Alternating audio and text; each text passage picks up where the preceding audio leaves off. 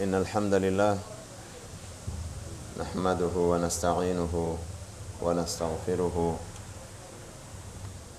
ونعوذ بالله من شرور أنفسنا وسيئات أعمالنا من يهده الله فلا مضل له ومن يضلل فلا هادي له نشهد أن لا إله إلا الله وحده لا شريك له ونشهد أن محمدًا عبده ورسوله صلى الله عليه وعلى آله وصحبه أجمعين. أما بعد, tunaendelea na darasa ya tafsiri katika surati Yunus. Tuko katika aya 93 na tutaipeleka haraka kidogo ili tufikie lengo la kumaliza sura hii kabla ya kumalizika mwezi wa Ramadhani. Kipande kilichobakia ni kikubwa, lakini tutafupisha kwa kadiri iwezekanavyo ili tumalize kabla ya kumalizika Ramadhani. At least tuwe tumeimaliza sura moja katika tafsiri. Mwenyezi Mungu Azza wa Jalla anasema, baada ya kuwa ameelezea kisa cha Nabii Musa na watu wake, akakielezea mpaka mwisho, mpaka pale ambapo Mwenyezi Mungu Azza wa Jalla alimgharikisha Firauni katika maji, katika bahari, na akamuokoa Nabii Musa pamoja na wale waliokuwa nao. Akaelezea maisha yaliyofuata baada ya hapo kwa Bani Israeli. Anasema, walaqad bawwa'na bani Israila mubawwa'a sidqin, hakika tuliwaandalia Bani Israil mubawwa'a sidqin, makazi mazuri. Mubawwa'a sidqin maana yake makazi mazuri, sio lazima makazi kwa maana ya majumba, lakini mji na mazingira mazuri ya makazi.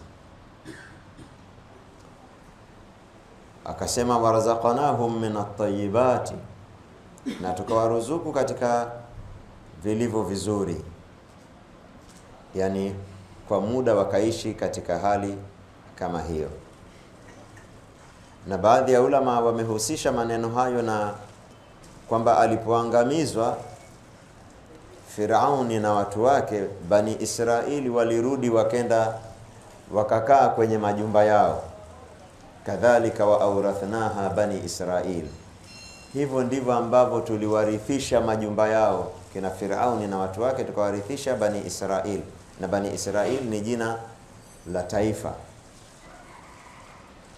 Kam taraku min jannatin wa uyun wa zuru'in wa maqamin karim kadhalika wa awrathnaha Bani Israil, wameacha makazi mangapi yaliyo mazuri, yani waliacha makazi mengi yaliyo mazuri.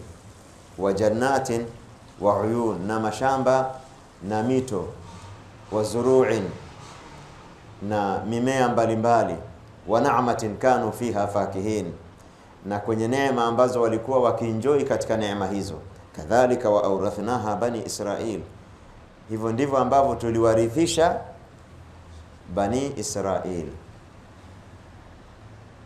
Kwa hivyo wakaishi kwa muda wakiwa katika hali kama hiyo, mpaka famakhtalafu, hawakukhtilafiana.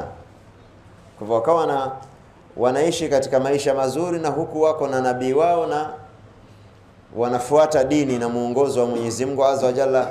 Alafu baadaye wakaja wakakhtilafiana. Kukhtilafiana hapa kwa maana ya wakakhtilafiana na haki, wakaacha haki baadhi yao, wakaingia katika batili. Nini mahusiano ya ikhtilaf na neema zao? Kuna kitu hapa hakijasemwa, kinajulikana katika siyaki, katika mtiririko wa mazungumzo, kwamba waliishi katika neema na waliendelea kuwa katika neema mpaka walipokhtilafiana, yani mpaka walipokhalifu dini. Walipokhalifu dini, Mwenyezi Mungu Azza wa Jalla fasalaba minhum an-ni'am, akaondosha kutoka kwao neema, kwa sababu kukhalifu dini ni katika mambo ambayo yanaondosha neema.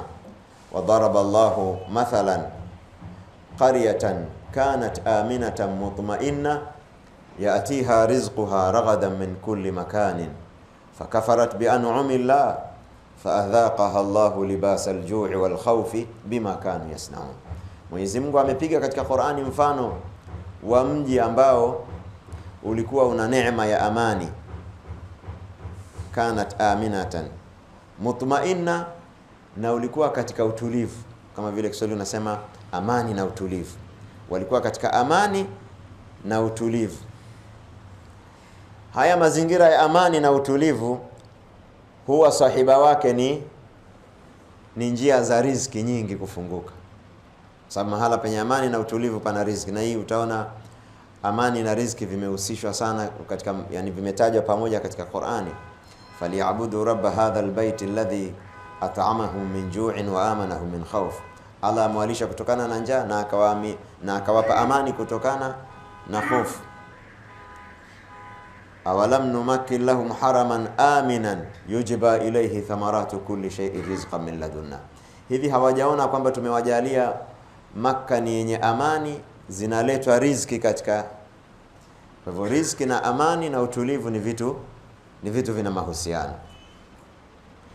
Kwa hivyo Mwenyezi Mungu Azza wa Jalla anasema katika huo mfano wa kijiji, kanat aminatan, ulikuwa una amani, mutmainna na utulivu, yatiha rizquha ragadan min kulli makanin. Mahala penye amani, hata kama hakuna vyanzo vya riziki katika maeneo hayo, riziki zitatoka katika maeneo mengine, zitakuja. Riziki zilikuwa zikija katika eneo hili kutoka katika pande mbalimbali. Fakafarat bi an'umillah, watu wa mji huu na kijiji hiki ama vijiji hivi wakakufuru neema za Mwenyezi Mungu. Kwa lugha ya Qur'ani, kukufuru neema kwanza ni kujidai na kujisikia kwamba hizo neema zinatokana na ujanja wao wenyewe tu. Wao ni wana akili, ni watu wa mipango mizuri, yani kujiona hivyo kwamba hizi neema zimekuja kwa sababu ya akili zetu. Hata kama tungekhalifu dini, ili mradi akili na mipango ni mizuri tutapata tu. Yani watu wakibeba dhana hii wamekufuru neema ya Mwenyezi Mungu Jalla wa Ala, kwa sababu wamezinasibisha neema na akili zao, wala hawakuzinasibisha na Mwenyezi Mungu Jalla wa Ala. Muumini akipata neema anasema hadha min fadli rabbi, hii ni fadhila ya Mola wangu. Na ndio tunakumbusha, ikiwa una mafanikio alafu watu wakakwambia we kichwa bwana, mwambie hapana, sio kwa sababu ya kichwa, bali kwa sababu ya fadhila ya nani? Ya Mwenyezi Mungu Jalla wa Ala. Kwa hivyo kufuru ni kunasibisha neema na akili yako na ukoo wako na mazingira yako. Namba 2, kuzitumia neema. Ukafiri katika neema ni kuzitumia, yani zenyewe ziwe ni nyenzo na ni mtaji wa kufanyia makosa. Na hii yani lugha maarufu inaeleweka. Yani kuna makosa mtu hawezi kuyafanya kama hana pesa, kwa hivyo pesa zake zinamsaidia. Hii si inafahamika. Kwa sababu ana pesa, kwa hivyo anaweza kuwashawishi wanawake wa. Kwa sababu ana pesa anaweza kusafiri akaenda mbali kwenda kunywa pombe na kufanya mambo mbalimbali. Kwa hivyo hiyo ni katika kufuru neema. Namba 3, manake kuna kuzitumia kwenye maasiya, na namba 3 kutozitumia katika khairi. Unazikuwa huzitumii katika maasiya, lakini pia zitumike katika khairi. Hiyo ni makosa. Innal ladhina yaknizuna adh-dhahaba wal fiddata wa la yunfiqunaha fi sabilillah fabashirhum bi'adhabin alim, ambao wanakusanya dhahabu na fedha hawazitoi katika njia za khairi. Kosa lao liko hapa, sio kama wamechuma kwa haramu, sio kwamba anatumia kwenye haramu, lakini kutokutoa katika khairi, hiyo pia ni aina katika kukufuru neema. Namba 4 katika kufuru ya neema, yani unatumia neema za Allah alafu muabudu Mwenyezi Mungu Azza wa Jalla, kwa sababu unafahamu neema za Allah ni kwa mukabala wa ibada. Kulu min rizqi rabbikum washkuru lahu, kuleni katika riziki ya Mola wenu na mumshukuru. Washkuru lahu, mumshukuru na mumuabudu. Falyabudu rabb hadha albayt, na wamwabudu bwana wa nyumba hii, yani al-Kaaba, ambaye ni Mwenyezi Mungu Jalla wa Ala. alladhi, ambaye kwamba at'amahum min ju'in, amwalisha kutokana na njaa. Yani kama mnakula riziki ya Mwenyezi Mungu, basi muabuduni Mwenyezi Mungu azza wa jalla. Kama hutaki kumwabudu Mwenyezi Mungu azza wa jalla, kuna mbinu rahisi tu. Hakuna kula, sile riziki yake, usivute hewa yake oxygen, usinwe maji yake, usimtumie mkeo kwa sababu ni mali ya Mwenyezi Mungu azza wa jalla, sio? Usikanyage ardhi yake, toka katika mamlaka yake, nenda katika mamlaka nyingine ambayo sio ya Mwenyezi Mungu azza wa jalla, huko ukaishi kwa uhuru. Si rahisi tu hii,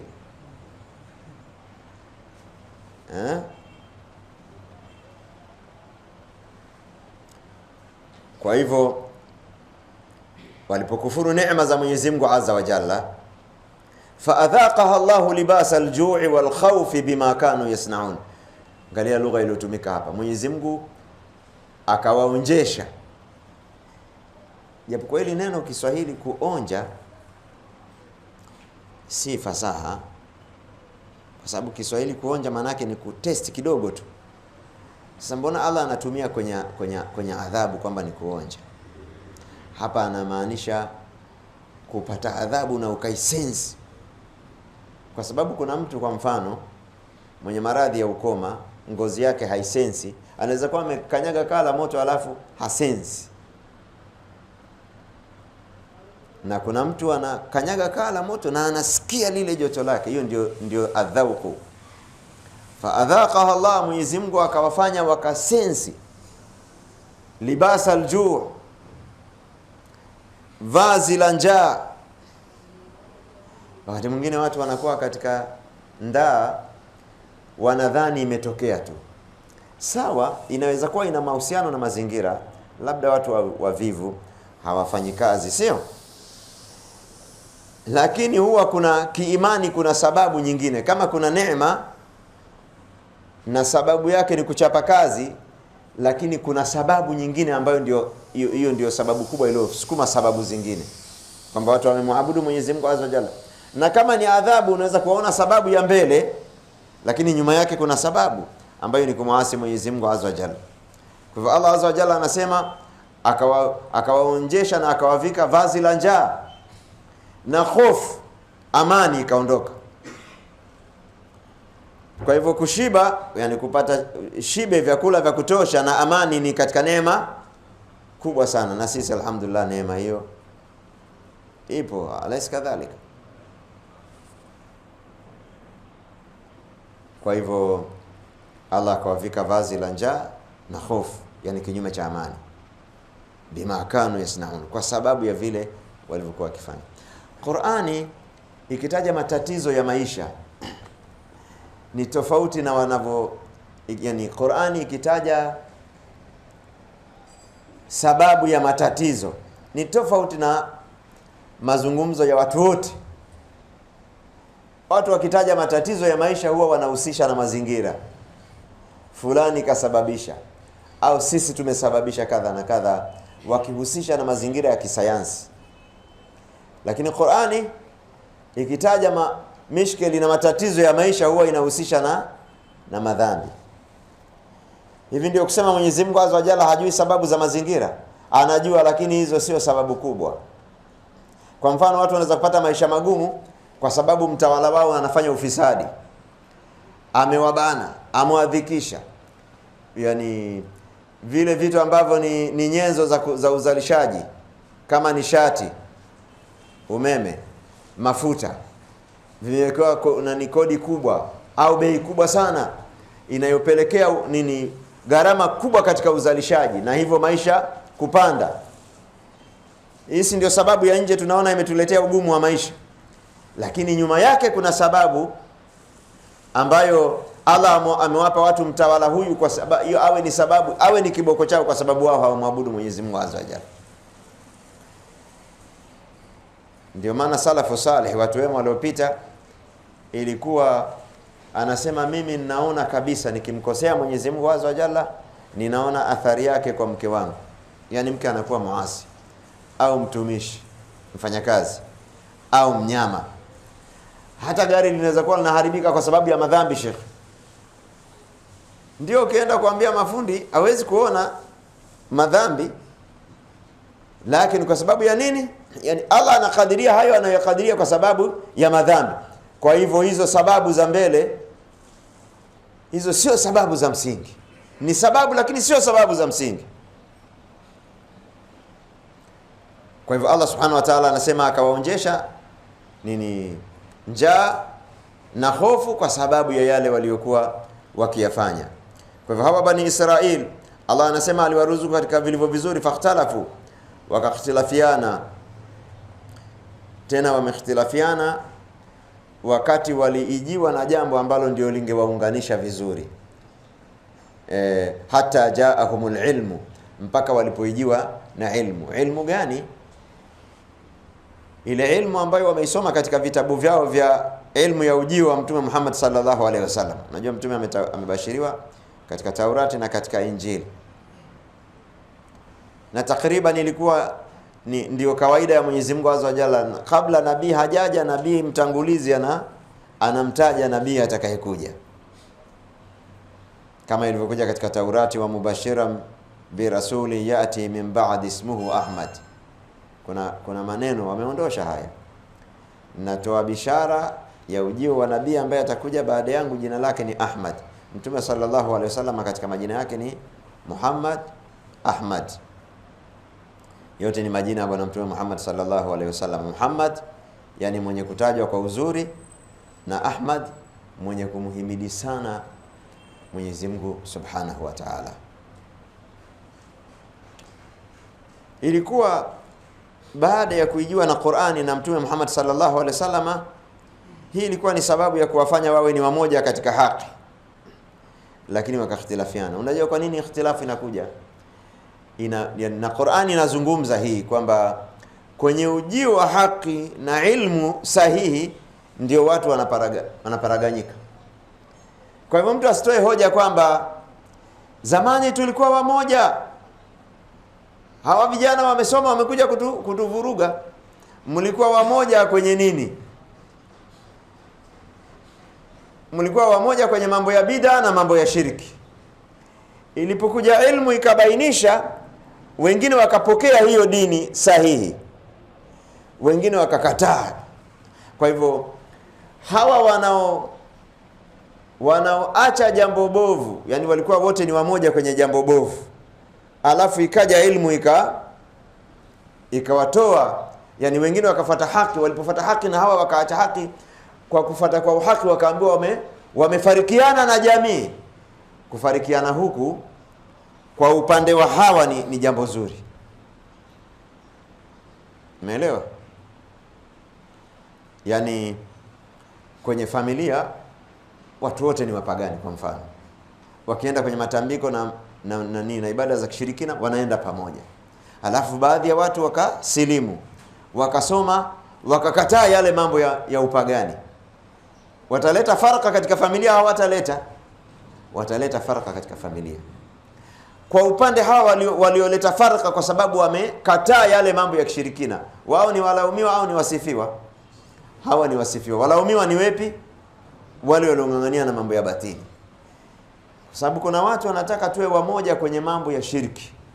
Kwa sababu katika dini, sio fasaha kusema katika dini, katika Waislamu kuna mapote ambayo wameshika mambo ya ushirikina, na huo ushirikina wanaita ni dini. Kuna Waislamu wanaenda kuomba katika makaburi ya mashekhe. Kuna Waislamu akifa shekhe anazikwa mbele ya msikiti, ahusishwe na ibada za watu. Kuna Waislamu wanajengea makaburi na watu wanafanya tawafu katika makaburi na wanaenda kulia shida zao katika makaburi. Kwa hiyo wamefanya ni mfumo wa dini lakini sio dini. Alafu ikaja ilmu, labda watu wote walikuwa wako katika ujinga huo, ikaja dawa, watu wakasoma. Lazima wakiongoka wote itakuwa hakuna faraka, sio? Lakini wakiongoka baadhi na wengine wakabakia. Kwa hivyo huwa inakuja propaganda kwamba hawa wamekuja. Hata Mtume sallallahu alaihi wasallam alituhumiwa na hiyo tuhuma. Wakasema huyu tulikuwa ni wamoja, amekuja kututenganisha na kutugawa. Kugawa kwingine ni kuzuri.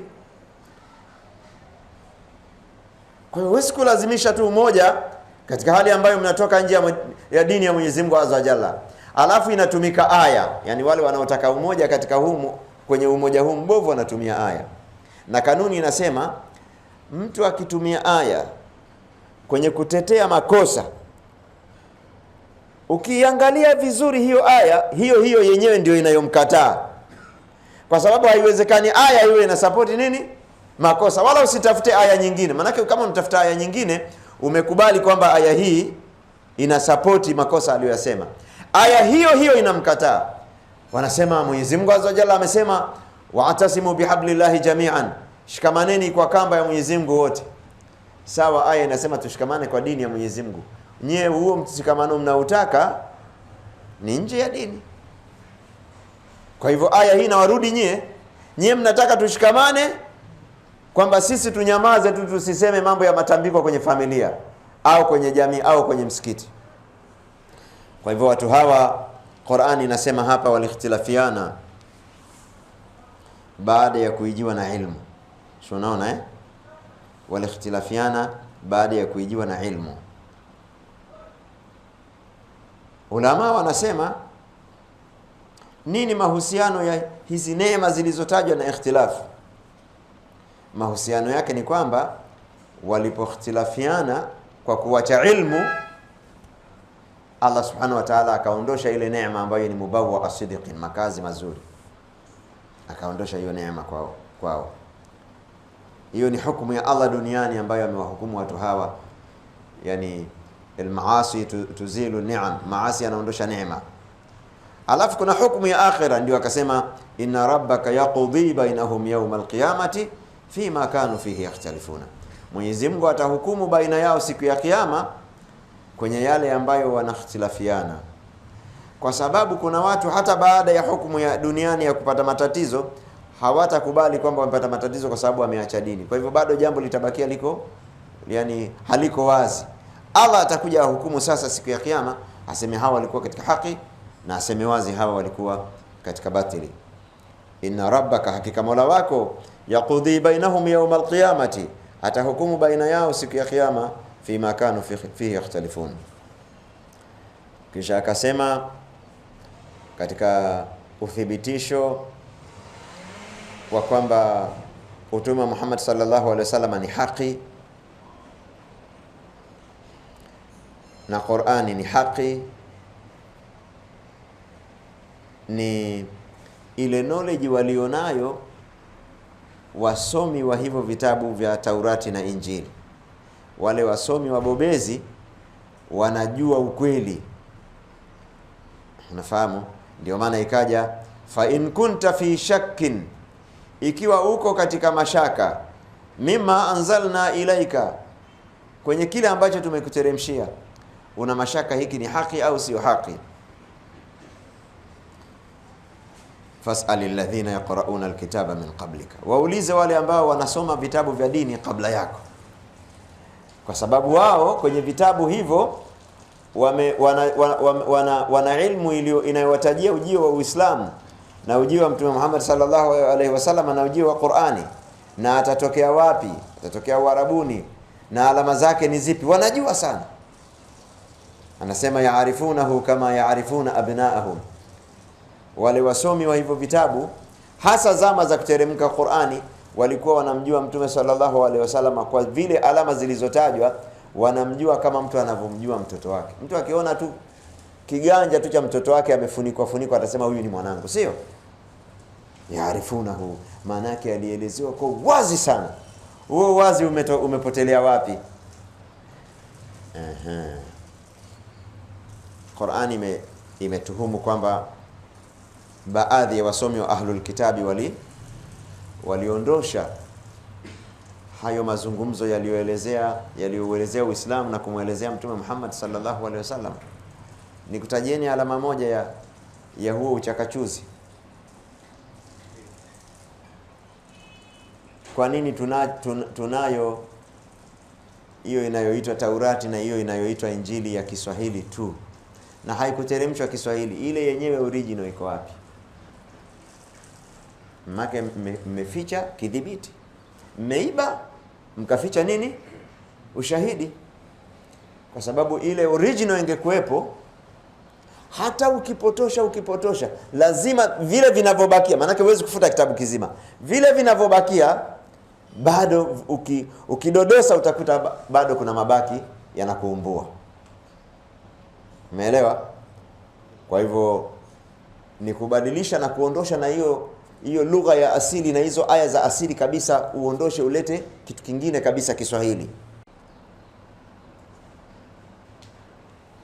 Na mtu yoyote ambaye yuko katika dini ya Unaswara na Uyahudi au Unaswara, sababu sisi hapa kwetu hatuna Mayahudi, hawezi kuniambia amewahi kuona kwa jicho kitabu cha Taurati ama Injili kwa lugha yake ya asili. Hawezi kuniambia.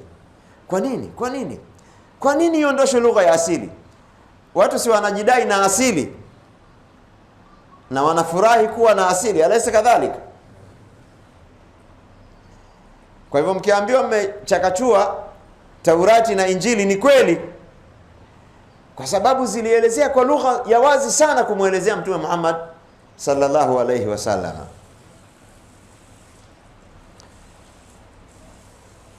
Kwa hivyo Mwenyezi Mungu Azza wa Jalla atawahukumu siku ya Kiyama.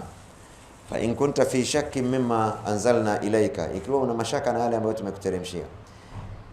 Je, hii inamaanisha Mtume sallallahu alayhi wasallam alikuwa na mashaka? La. Katika uslubu wa Qur'ani ni kuwasemesha watu wengine kupitia kumsemesha Mtume Muhammad sallallahu alayhi wasallam. Kwa mfano siku ya Kiyama ataulizwa Nabii Isa, wewe ndiye uliwaambia watu wakufanye wewe na mama yako ni miungu? Hapo anaulizwa Nabii Isa, au anawaambia ndio, yani hiyo lugha inawahusu zaidi wale waliofanya hivyo. Wa idhal mau'udatu su'ilat, na yule mtoto binti wa kike aliyeuliwa kwa kuzikwa mzima, siku ya Kiyama ataulizwa bi ayi dhanbin qutilat, uliuliwa kwa sababu gani wewe? Si ilikuwa maneno yaseme wewe ulimuua huyu kwa sababu gani, sio? Kwa hivyo anaulizwa huyu, lakini anasemeshwa huyu, lakini mkusudiwa ni mwingine. Hapa haambiwi Mtume sallallahu alayhi wasallam. Kwa hivyo hiyo ni lugha ya iftiradhia, kwamba ikiwa kuna mtu ana mashaka na Qur'ani na awaulize, kama atawapata katika ahlul kitabi ambao yaqrauna alkitaba min qablik. Hii tunasema hasa wakati ule bado wako wale wasomi mabobezi na wengine walikuwa ni waadilifu. Waulize kuhusiana na Mtume sallallahu alaihi wasallam na Qur'ani, watakwambia hiyo ni haki bwana. Fas'alil ladhina yaqra'una alkitaba min qablika laqad ja'aka alhaqqu min rabbika fala takunanna minal mumtarin, hakika imekuja haki kutoka kwa Mola wako, usiwe na wasiwasi kwamba Qur'ani ni maneno ya Mwenyezi Mungu Subhanahu wa Ta'ala. Hii ni moja tu katika njia za kuthibitisha kwamba Qur'ani ni haki, lakini tukijalia hii njia imefungwa, yani hakuna ahlul kitabi anazungumza kwamba mtume ni haki na Qur'ani ni haki. Qur'ani yenyewe inatosha kujithibitisha. Dini ya Kiislamu yenyewe inatosha kusema kwamba mimi ni dini ya haki. Huoni mamilioni ya watu na maelfu ya watu wanaoingia katika Uislamu kila siku? Acha wale Waislamu wanaoongezeka kwa sababu wamezaliwa kwenye familia za Kiislamu zinazooa wake wengi, kwa hivyo wakazaliwa watoto wengi. Acha hao watu ambao ni Waislamu wapya, almuslimun algududu, wengi sana katika kada zote, wanasiasa, viongozi, wasomi, wafani za dunia, viongozi wa hizo dini.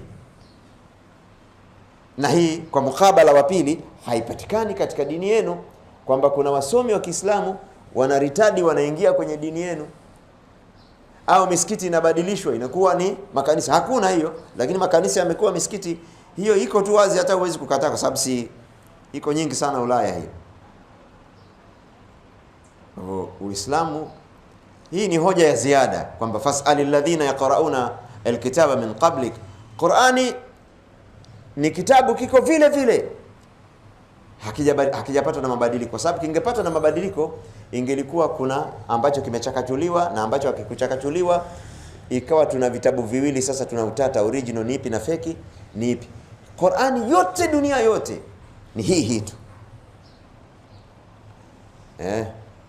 na imehifadhiwa kiasi kwamba imehifadhiwa katika vifua vya watu kiasi kwamba ukichukua yani hard copy na soft copy zote uziharibu, utaandikwa msahafu mwingine kutoka katika vifua vya Waislamu, na hiyo upati katika vitabu vingine. Kwa hivyo hii ni hoja tu ya ziada.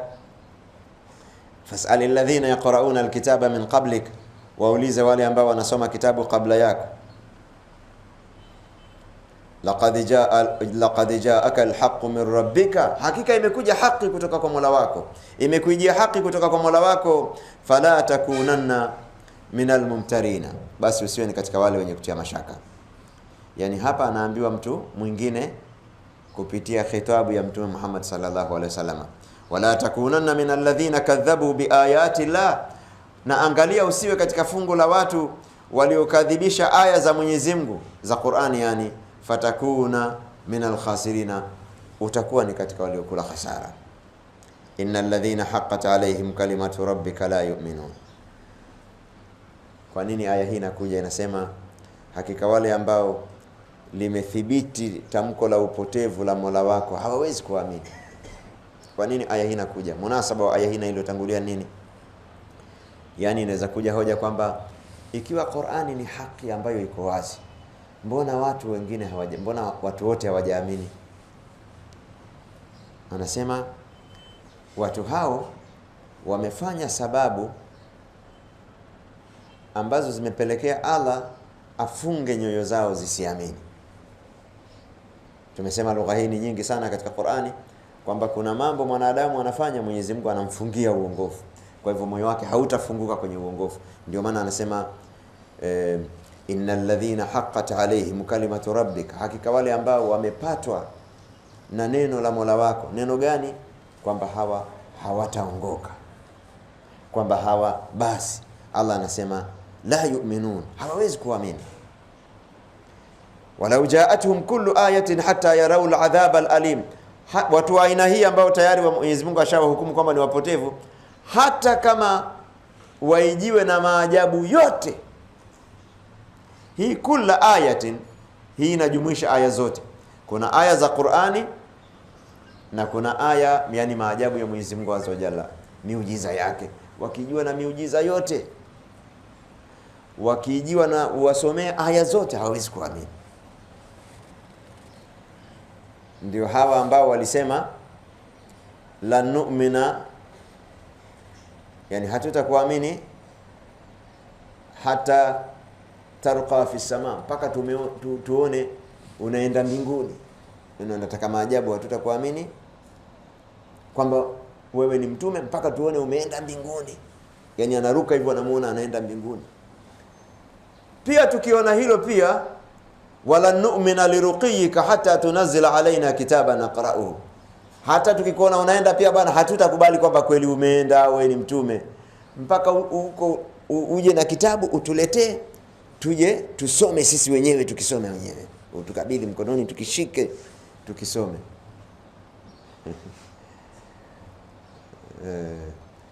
Kwa hivyo watu hawa hata wakiona miujiza, na ushahidi wa hili ni kwamba kuna watu kwenye zama za Mtume Muhammad sallallahu alaihi wasallam, kwenye zama za Ibrahim, kwenye zama za mitume wote, walikuwa wakiona ile miujiza live na hawakuamini.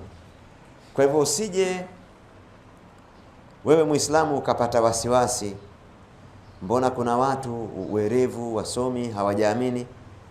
Ni kwa sababu, sio kwa sababu hii haki haiko wazi, hoja yake haiko wazi, bali ni kwa sababu watu hawa wamepitiwa na tamko la Mola wako kwamba wao si wenye kuamini.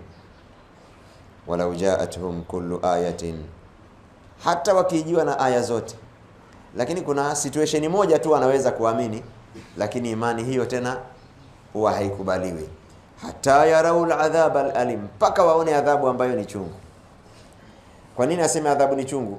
Adhabu chungu kwa sababu Asiamini anaonja adhabu za kawaida katika maisha, lazima anakutana nazo, lakini hizo haziwezi kumfanya akaamini mpaka aone adhabu chungu sana ndio ataamini. Umeelewa hiyo message?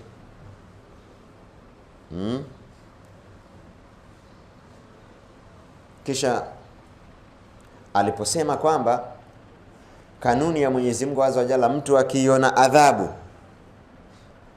inakuwa ndio muda wa kuamini umesha expire. Na watu wabaya ndio huwa hawaamini mpaka waone adhabu. Wakiamini wakati huwa muda wa kupokelewa imani umeshamalizika. Hiyo ndio kanuni ya Mwenyezi Mungu Azza wa Jalla kwa watu wote waliopita. Hata Firauni, falamma adrakahu algharaqu qala amantu annahu la ilaha illa alladhi amanat bihi banu Israila wa ana minal muslimin.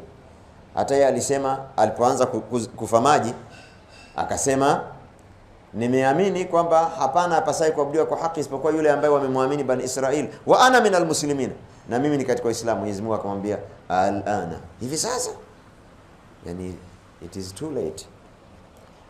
Kuamini ni mtu aamini kabla roho yake haijaanza kutoka, kabla haijateremka ile adhabu isiyokuwa ya kawaida. Lakini Allah Subhanahu wa Ta'ala akasema kuna watu, kuna taifa moja tu au kabila moja tu au jamii moja tu, wao wanavuliwa na wanatolewa katika kanuni hii, kwamba waliona adhabu wakaamini na Allah akakubali imani yao. Ni watu wa Yunus alayhi wa ala nabiyina afdhalus salatu wassalam. Ulama wamejaribu kutaja kwa nini hawa wamekuwa na kanuni tofauti na hawa. Kwa nini hawa wengine watu wote Allah hapokei imani zao? Allah anasema wala uruddu la'adu, hawa wengine Allah hakupokea imani zao kwa sababu hivyo walivyoamini, ungeondosha tu adhabu wangerudi katika mambo yao. Kwa hivyo adhabu, yani imani yao haina nini? Haina maana, haina ukweli, kwa sababu wangeliondoshewa adhabu, yani Allah anajua kwamba wangeondoshewa adhabu wangelirudi. Ila watu wa Yunus peke yao, wao waliamini hata adhabu ilipoondoshwa ni kweli hawakurudi. Falaula kanat qaryatun amanat fanafa'aha imanuha illa qauma Yunus lamma amanu kashafna anhum adhab alkhizi fil hayati dunya wa mata'nahum ila hin. Kama kuna watu waliamini imani ikawafaa baada ya kuwa wameona adhabu waziwazi, yani hakuna isipokuwa hao, illa qauma Yunus, isipokuwa watu wa nabii Yunus tu. Wengine walioamini baada ya kuona adhabu imani yao haikuwafaa, yani adhabu haikurudi nyuma, iliendelea. Ila watu wa Yunus lamma amanu. Ulama wanasema tofauti ya hawa na wale wengine nini? Anasema hawa walikuwa ni wakweli katika imani yao. Yani Allah anajua kwamba hawa waliamini kwa kuogopeshwa na adhabu, sawa, lakini walipoamini waliamini kweli. Si umeona wale watu wa Musa, la in kashafta anna rijza lanu'minanna laka ud'u lana rabbaka, tuombee Mola wako utuondoshe hili, ukituondoshea tutakuwa watu. Wakiondoshewa wanarudi. Ndio hikma kwamba Allah anakataa imani ya watu wengine wakishaona adhabu, kwa sababu anajua kwa elimu yake kwamba wataendelea tu.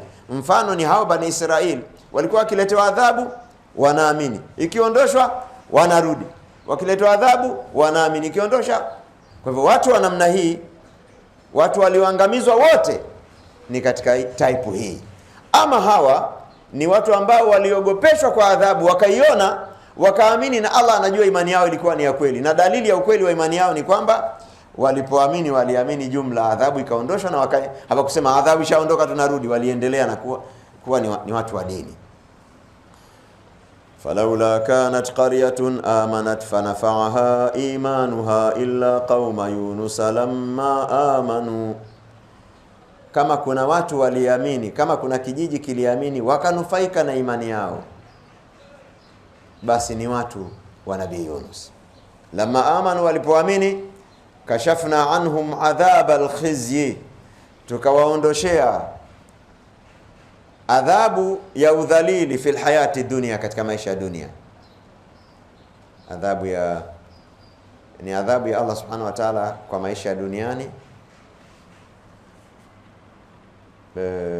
huwa ni udhalili. Inaweza kuwa ni njaa lakini mpaka itakudhalilisha. Inaweza kuwa ni maradhi mpaka yatakudhalilisha.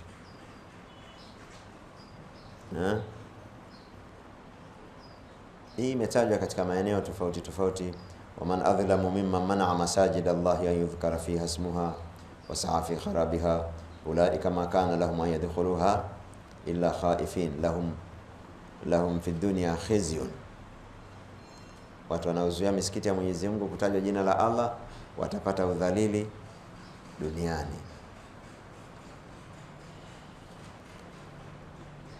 Kadhalika katika walinganiaji kuna ambao wanapotosha dini ya Mwenyezi Mungu azza wa jalla, na huku wanajua huyu hafi mpaka adhalilike, na atakuwa anaumbuka kwa ulimi wake mwenyewe.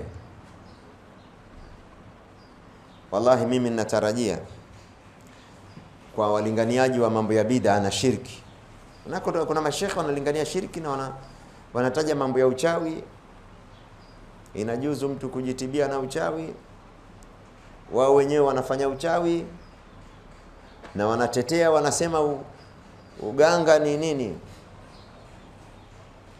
ni jambo linalofaa. Na ukiwaangalia wengine wanauelewa, lakini wamenogewa na dunia yao. Sawa sawa. Wallahi nategemea kwamba mtu huyu hataondoka duniani kama hajatubia, lazima Mwenyezi Mungu azza wa jalla mumbu. Dini ya Mwenyezi Mungu azza wa jalla haijawa ni chaka la mtu muharibifu hata mara moja, lazima akuanike. Ma kana Allahu liyadhara almu'minina ala ma antum alayhi hatta yamiza alkhabitha min at-tayyib. Allah hawezi kuacha waumini wamechanganyika, wengine wamejificha humo, sio waumini. Allah mpaka abainishe, atenganishe kati ya ndio utaona kwenye ndimi zao kuna maneno mengi ambayo ukiyatafsiri, hawa ni wababaishaji, hawa sio wa kweli katika dawa yao. Anasema bila kujua, kama ile habari ya hadithi ya Mtume sallallahu alaihi wasallam ambayo imemzungumza nzi akitumbukia katika kinywaji. Mtume sallallahu alaihi wasallam amesema umzamishe, na hapa kuna mtihani yani Allah anatutahini mpaka kwenye sayansi zetu na elimu zetu. Mzamishe alafu mtoe. Hicho kinywaji ni salama, yani mukhtasari wa maneno, hicho kinywaji ukifanya hivyo, hicho kinywaji ni salama. Usipokunywa ni kwa sababu wewe tu unajisikia kinyaa, lakini kiko salama. Ule ugonjwa ulioko kwenye nzi ushatibiwa na dawa ambayo iko kwenye huyo nzi. Ulipomzamisha, ugonjwa umepambana na dawa, na dawa ina nguvu kuliko ugonjwa. Sasa shekha ameletewa chai na mwanafunzi wake, sijui ya maziwa, anamwambia mwanafunzi wake, humu kuna mgeni bwana, angalia. Mgeni gani? Nzi. Mwanafunzi anamwambia shekhe, anamkumbusha, shekhe, wewe ndio ulitufundisha hadithi ya Mtume sallallahu alaihi wasallam kwamba nzi akitumbukia katika kinywaji cha mmoja wenu mzamishe alafu mtoe, ukitaka kunywa, ukitaka, lakini kinywaji ni salama. Akasema Sasa yeye mwenyewe anasimulia hiki kisa shekhe, cha namna asivyoamini maneno ya Mtume sallallahu alaihi wasallam. Yeye mwenyewe ndio anasimulia, maana kisa kimetokea huko alikokuwa amekaribishwa na mwanafunzi wake, alafu yeye anaenda kukisema msikitini na kinarekodiwa na kinarushwa mtandaoni. Angalia fedheha. Anasema nikamcheka, nikamwambia hao nzi bwana ni nzi wa zama za Mtume, walikuwa wamebarikiwa bwana. Nani alikwambia nzi wa zama za Mtume walikuwa wamebarikiwa? Wala hadithi haijazungumza kwamba nzi amebarikiwa jamani. Hadithi imesema upande mmoja dawa, upande mwingine ugonjwa. Hawa ni nzi wa kiswahaba. Manzi na maswahaba wanahusiana wapi bwana? Alafu hilo ni neno la kejeli, la kuikejeli hadithi ya bwana Mtume Muhammad sallallahu alaihi wasallam, na kwamba amesema maneno ambayo yana expire, kwamba hiyo hadithi ishapitwa na wakati, ilikuwa zama hizo. Amejiumbua hajajiumbua? Huyu ni mtetezi wa Mtume ama ni adui wa Mtume? na mifano mingi. Kwa huyu mtu mmoja mimi mwenyewe nimesikia mifano zaidi ya 4-5. Na mwingine akamuita Mama Khadija ni shangazi, mishangazi.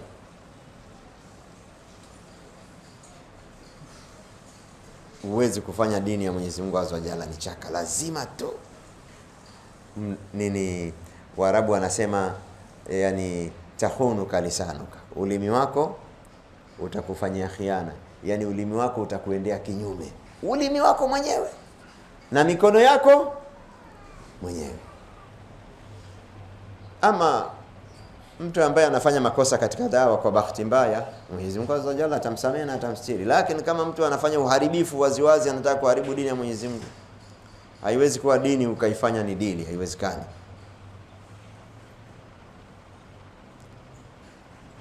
Ndio tunaona hata hawa jamaa, ni vizuri kubainisha haya mambo ili Waislamu wajue, hasa ikiwa wamebambikizwa jambo linahusishwa na dini alafu ni bovu.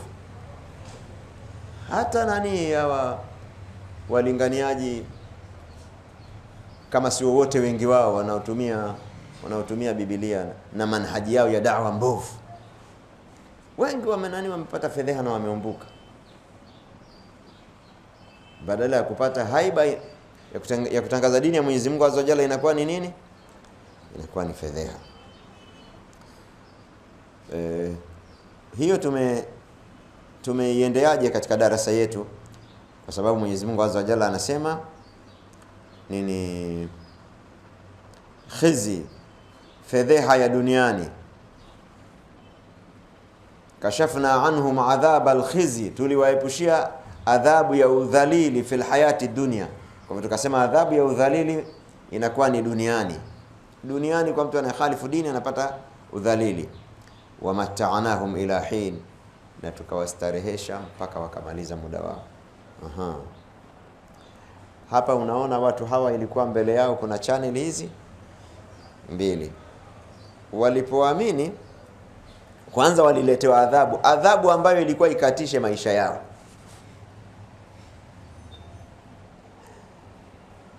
Yani wasingeliamini wangelikufa kwa wakati huo. Walipoamini ikawa hawakufa kwa wakati ule, wakastarehe tena kwa muda mbele. Ndio kusema kwamba katika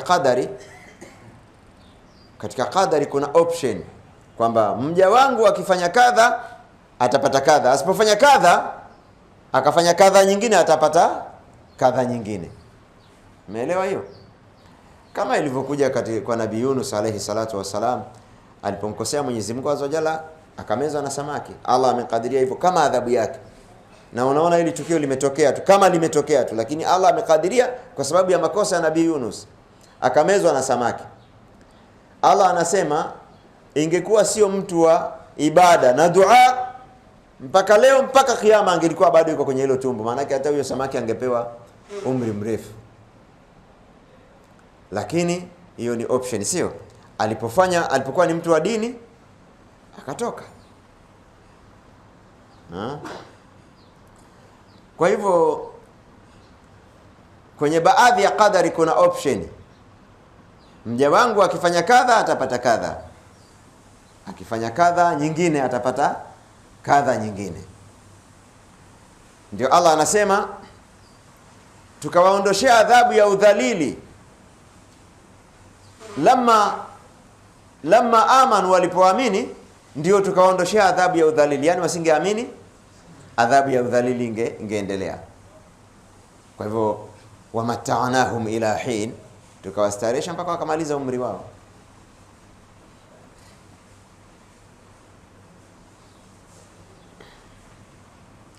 Ima ilikuwa wafe kwa makosa, wangeendelea na makosa, wauliwe, au waishi lakini na shida. Walipoamini wakaishi na neema. Wamata'anahum ila hin, tukawastarehesha mpaka muda wao wakaumaliza. Walau shaa rabbuka la amana man fil ardi kulluhum jami'an, angetaka Mola wako wangeamini wote waliomo katika ardhi. Hapa Mwenyezi Mungu Azza wa Jalla anatufahamisha nini? kwamba kwa nini watu wote hawajaamini? Kwa sababu amewaachia khiari wachague wenyewe. Sio utaratibu wake kwamba akomandi nyoyo za watu azirimoti zote ziamini, sio utaratibu wake. Lakini anasema angetaka kufanya hivyo watu wote waamini, wangeamini, ima kwa kuziendesha nyoyo au kwa kuleta jambo kama hivi. Yani Allah anaweza kuleta adhabu ikawa iko juu yetu siku zote kama mawingu, ima muamini au msiamini, iteremke adhabu, watu wote wataamini. Kama ni kwa Bani Israil, warafa'na fawqahum tur, Allah aliteremsha alinyenyua jabali juu yao, akawaambia khudhu ma atainakum biquwwa, chukueni sheria mlizopewa kwa lazima, wote wakaamini.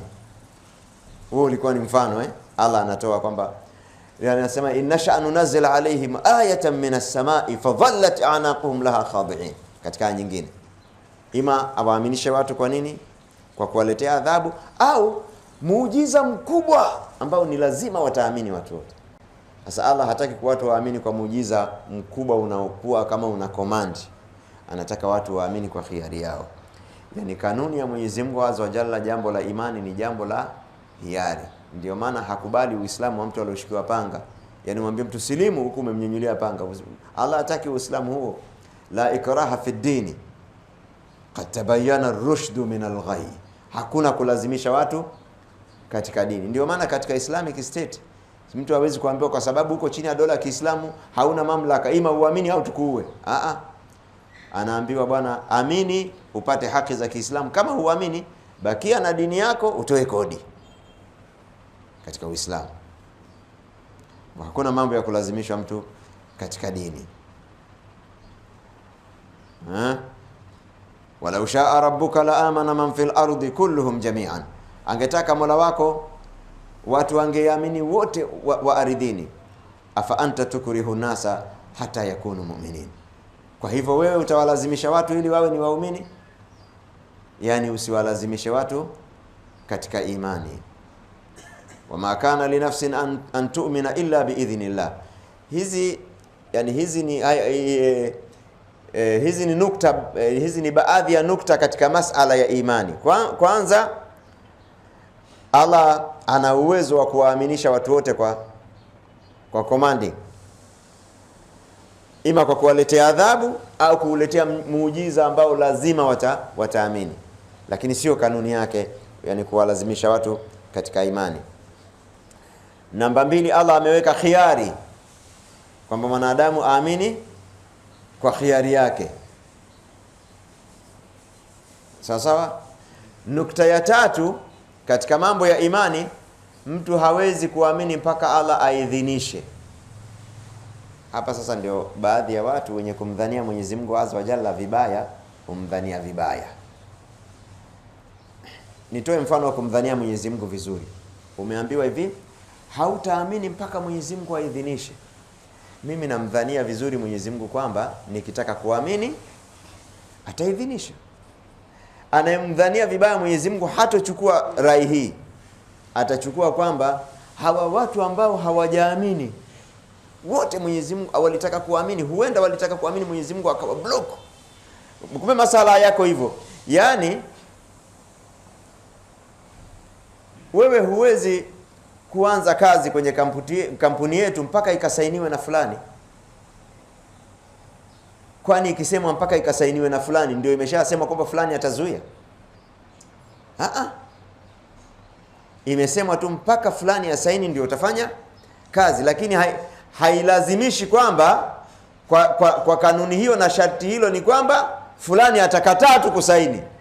Nani alikwambia kuna mtu anataka kuamini alafu Mwenyezi Mungu anamzuia? Kwenye Qur'ani huwezi kupata hata moja. Huwezi kupata kwenye Qur'ani hiyo. Kwa hivyo wenye kumdhania Mwenyezi Mungu Azza wa Jalla vibaya, walipoambiwa haiwezi kuamini nafsi mpaka Mwenyezi Mungu aidhinishe, wakamdhania kwamba Mwenyezi Mungu atafanya dhulma tu huyu. Kuna watu watataka kuamini, atawazuia. Waumini wenye kumdhania vizuri Mwenyezi Mungu wakasema kama anaidhinisha ni Mwenyezi Mungu, basi hatuna wasiwasi. Umeelewa hiyo maneno shehe? Kama vile ukiambiwa kesi yako inaenda kuamuliwa na fulani, kama unamdhania vizuri utasema twende, kama unamdhania vibaya anaenda kuamua fulani, kuisha kazi bwana, shamalizika. Kwa hivyo nyinyi mlitaka muambiwe kwamba kuna baadhi ya mambo katika dunia hii yanatokea bila ya idhini ya Mwenyezi Mungu Azza wa Jalla. Umeona swali hilo? Kwamba umeona ni mushkeli kuambiwa huwezi kuamini mpaka Allah apitishe. Wewe ulitaka ufanye baadhi ya mambo bila kupitishwa na Allah, basi utakuwa unajitegemea na Allah atakuwa authority zake ni kwenye baadhi ya mambo. Kwa hivyo hili tamko linaashiria tu ukamilifu wa mamlaka ya Mwenyezi Mungu Azza wa Jalla, kwamba halitakuwa jambo mpaka aidhinishe, lakini haliashirii kwamba Allah haidhinishi imani za watu fulani wanataka kuamini na yeye haidhinishi. Hakuna hiyo.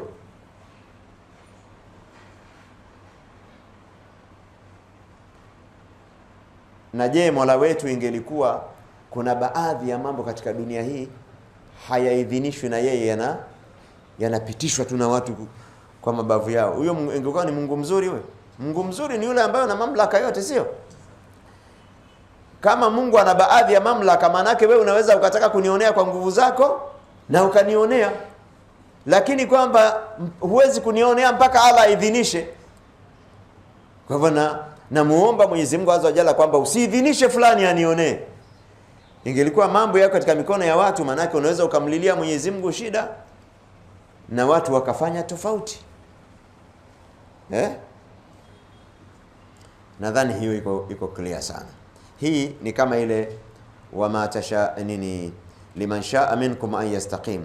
Jamani, kuna utashi anayetaka katika nyinyi na ashike njia iliyonyoka. Alafu aya mbele ikasemaje? Wama tashauna ila an yasha Allah. Hamwezi kutaka mpaka Allah atake. Watu wenye nia njema wanasema tukitaka imani Allah atataka tuamini.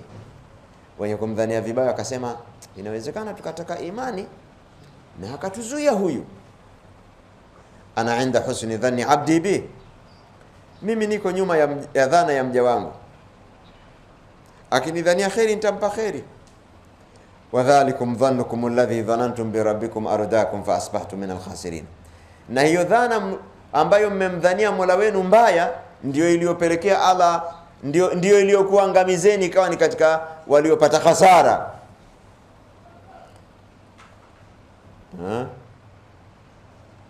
Kwa hivyo mimi sioni tatizo wala sipati wasiwasi, kwa sababu Allah ni mkarimu. Kila kizuri tulicho nacho kimetoka kwa Allah,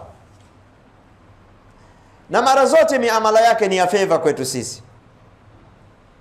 Wewe ufanye ibada masaa fulani tu, alafu uandikiwe umeabudu miaka 83 na utende amali moja ziandikwe 1 2 3 4 5 6 7 8 9 10 mpaka 70 mpaka 700 mpaka haina mwisho, sio? Ukitenda wema, ukitenda ubaya unaandikwa mmoja tu.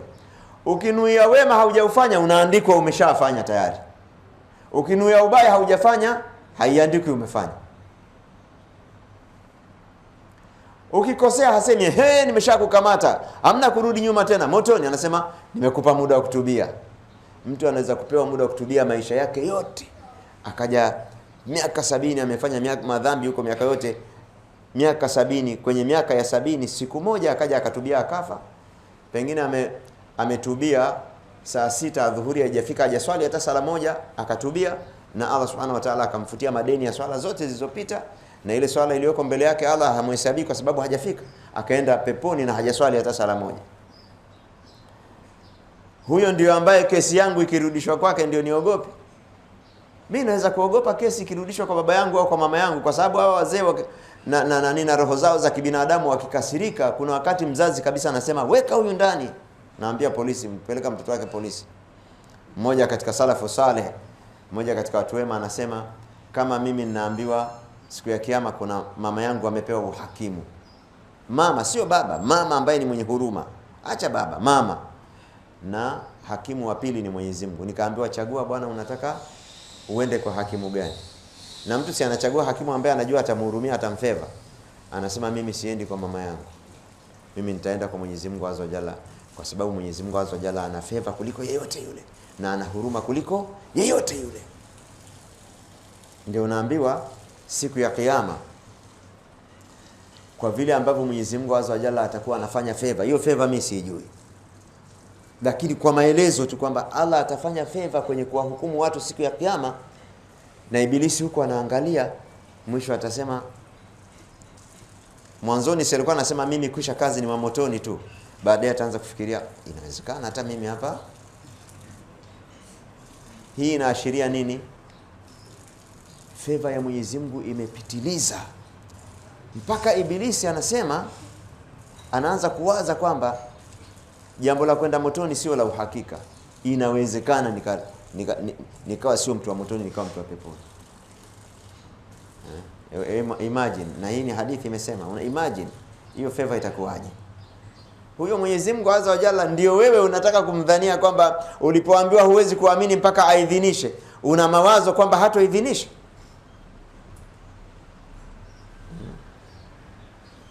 Wama kana li nafsin an tu'mina illa biidhnillah, haikuwa nafsi yote ni yenye kuamini isipokuwa kwa idhini ya Allah. Wayaj'alu rijsa 'ala alladhina la ya'qilun, na anajalia arrijsa, uchafu na upotevu, kwa watu ambao hawaelewi. Wanaeleweshwa, hawaelewi. Ndio hawa watakuja kusema siku ya Kiyama, lau kunna nasma'u au na'qil, tungelikuwa ni wasikivu au ni wenye kueleweshwa tukaelewa, ma kunna fi ashabi sa'ir. Kwa hivyo unaona hapa, wale ambao Allah haidhinishi imani yao ni watu ambao hawaelewi. Angalia, wama kana li nafsin an tu'mina illa biidhnillah, haikuwa kwa nafsi yoyote kuamini isipokuwa kwa idhini ya Allah. Wayaj'alu rijsa 'ala alladhina la yaqilun, Allah huwa anajalia upotevu kwa watu ambao hawaelewi.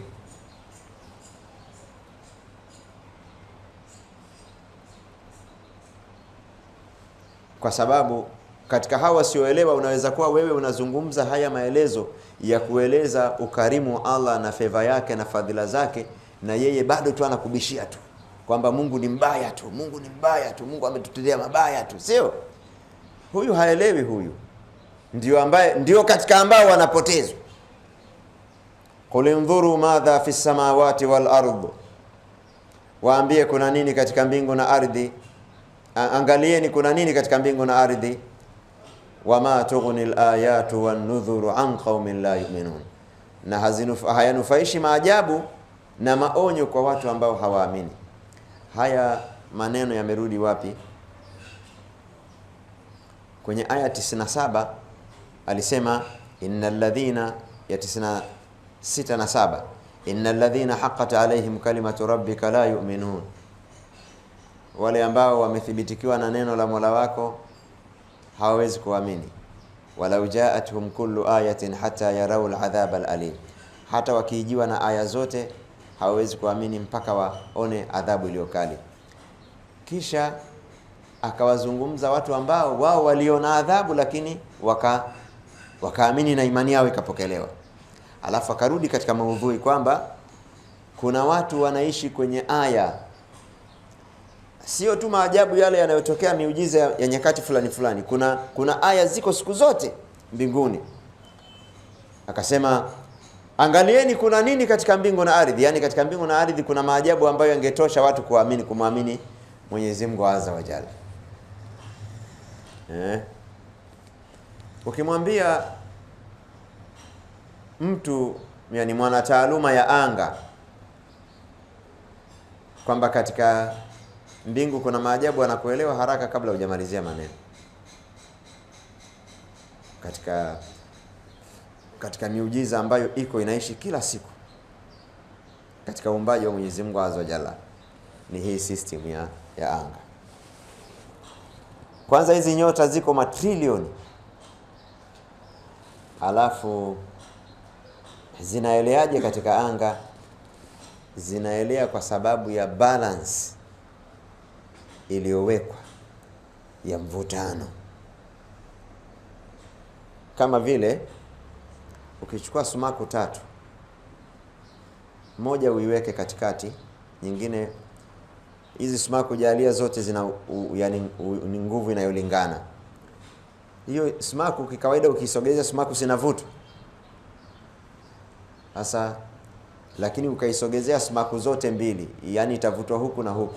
Haitaenda huku wala haitaenda huku. Kama ni juu, yani kama sumaku zina nguvu, maana yake unaweza ukaiweka sumaku moja ikaelea, hizi mbili zikamvuta huyu akaelea, anavutwa huku na huku, hadondoki chini kwa sababu anavutwa. Kuna nguvu ya mvutano ya sumaku. Haya matufe katika anga yanaelea kwa sababu ya nguvu ya mvutano baina yao. Kama hii nguvu ya mvutano haujaibalance, hii sumaku ya katikati itavutwa kulia au kushoto. Kwa hivyo ile balance itakuwa imeharibika. Kama haivuti kulia wala kushoto, manake balance imeendelea kuwa iko sahihi. Yani kiwango cha umbali kati ya huku na huku kinafanana vile vile. Sasa Allah Subhanahu wa Ta'ala, sisi tumepiga mfano wa sumaku ambayo imetulia. Tumepiga mfano wa sumaku 3 ambazo zinalingana uzito na distance zinalingana. Allah ana matufe katika anga, yanatofautiana material zake, yanatofautiana nguvu ya mvutano na ni mengi, yanatofautiana distance na yana move, na bado haijapoteza balance. Hiyo ni sawa na kusema hiyo setup ya vitu katika anga haiko moja, kila vinapo move huwa ni setup nyingine. Hiyo hivi hizo setup ziko ngapi? Kwa hivyo katika anga kuna maajabu. Ndio maana Allah Azza wa Jalla akasema qul indhuru madha fi samawati wal ardh, angalieni kuna nini katika mbingu na ardhi. Alafu akasema wama tughnil ayatu,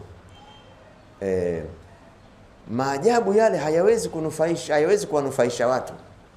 Wama tughnil ayatu wan nudhuru, hayo maajabu hayatanufaisha na maonyo an qaumin la yu'minuna, kwa watu ambao wao hawataki kuamini.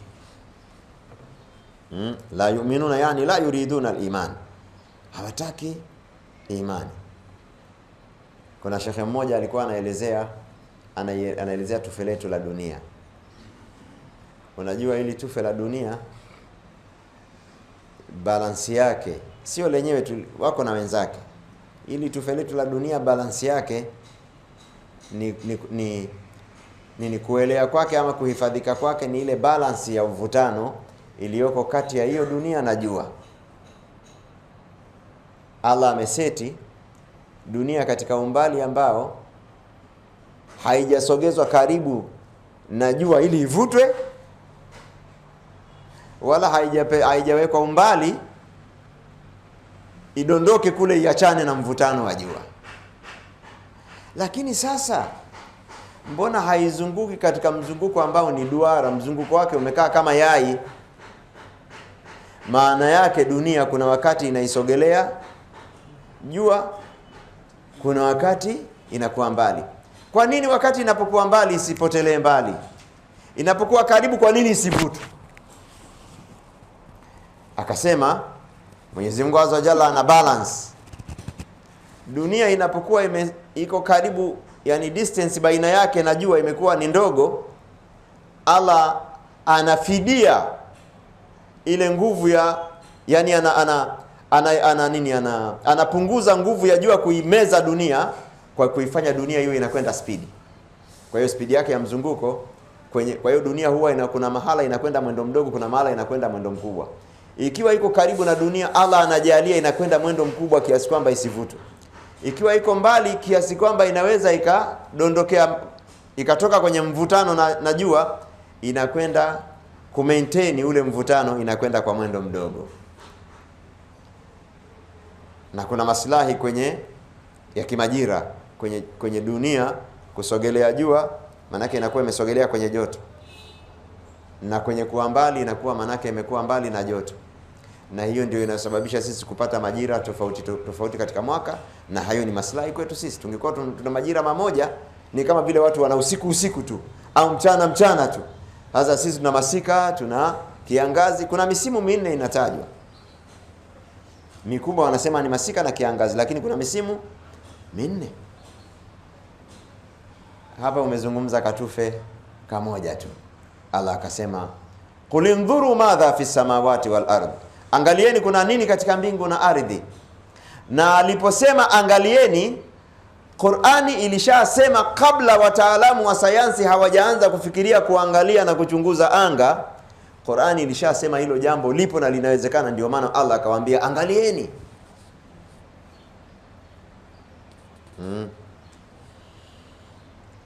Na Qur'ani inatumiaga neno an-nadhar. An-nadharu ili ni neno lina maana ya kuangalia, uangaliaji wa kuchunguza. Afala yanzuruna ila al-ibli kayfa khuliqat, afala yanzuruna falyanzuril insanu ila ta'ami. Hajasema falyubsir, falyanzurul insan.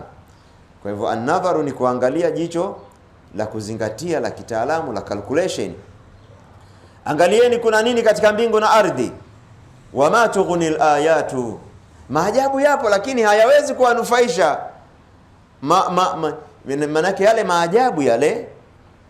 Kwa nini akasema al-ayatu, maajabu, wa nudhuru, na maonyo. Maonyo ni kwamba sisi kwenye dunia yetu hii, Allah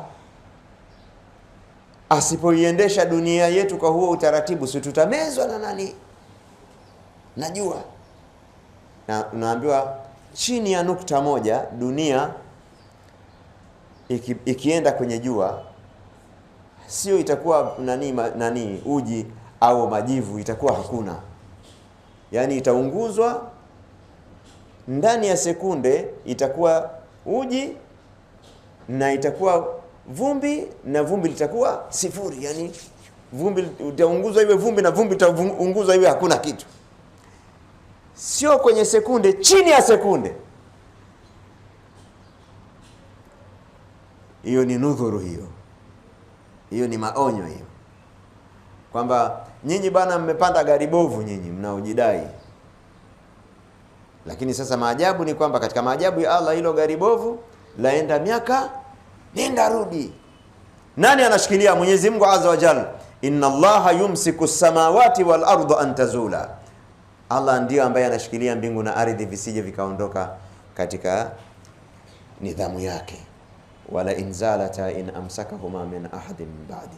Je, kuna mbadala kwamba Allah akiondoka kuna mwingine anaweza kushika?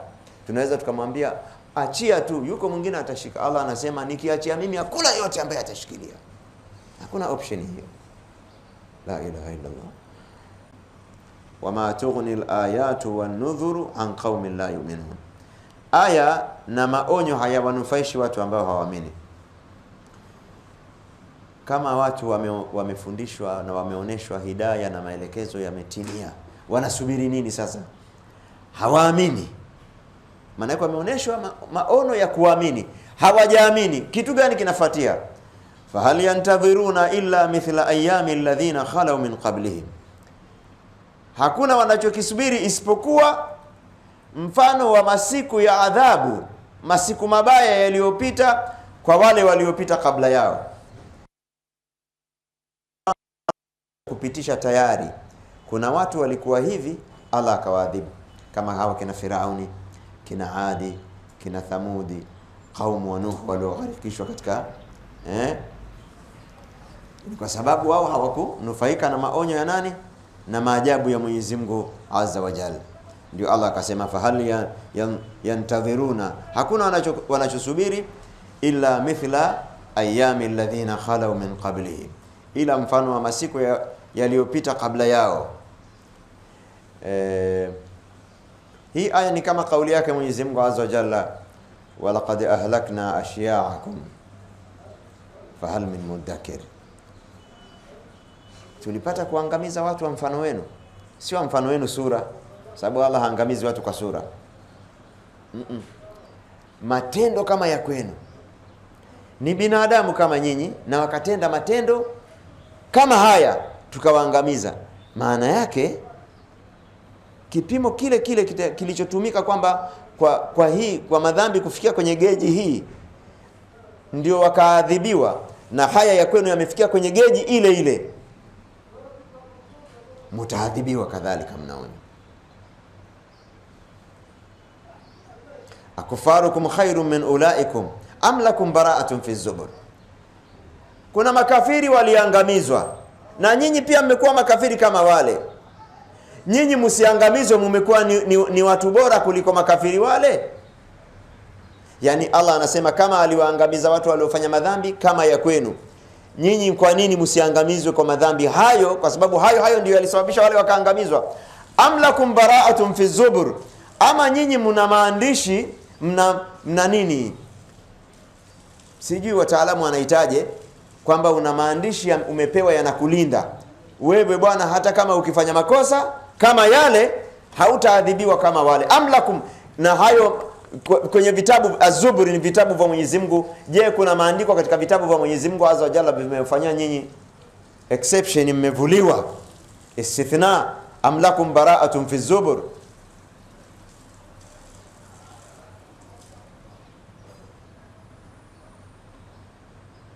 Katika aya zinazotisha ni kwamba Mwenyezi Mungu Azza wa Jalla anaamiliana na viumbe wake kwa kanuni. Ukitenda wema utapata wema bila kuangalia sura. Ukitenda ubaya utapata ubaya bila kuangalia sura. Umeelewa? Bila kuangalia sura. Yani haiwezi kuwa akitenda ubaya mtu fulani anaadhibiwa, alafu akitenda ubaya ule mtu mwingine anaangaliwa haadhibiwi. Kwa Allah hakuna hiyo. Si umeona hata baadhi ya manabii walipokanyaga baadhi ya mistari Allah amewaonya, kama Nabii Adam akateremshwa na akatolewa katika bustani, Nabii Yunus Kwa hivyo Mwenyezi Mungu Azza wa Jalla hana nasaba na mtu yeyote.